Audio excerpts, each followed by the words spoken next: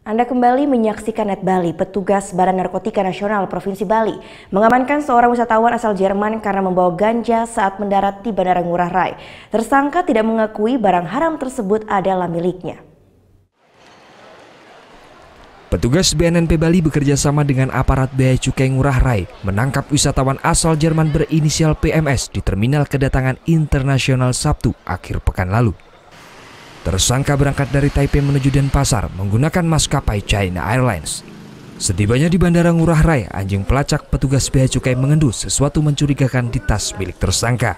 Setelah digeledah, petugas menemukan narkoba jenis ganja seberat 1,53 gram.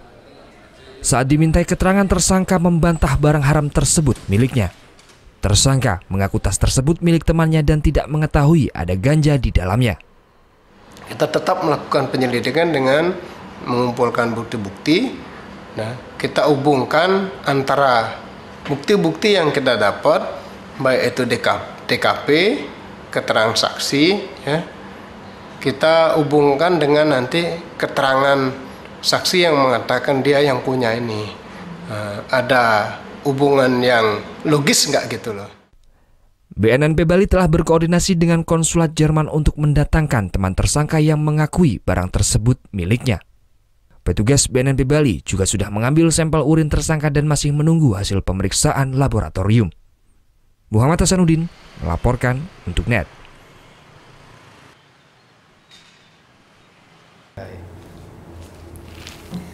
Udah selesai kan nontonnya? Nah, jadi jangan lupa buat like, komen, dan subscribe ya.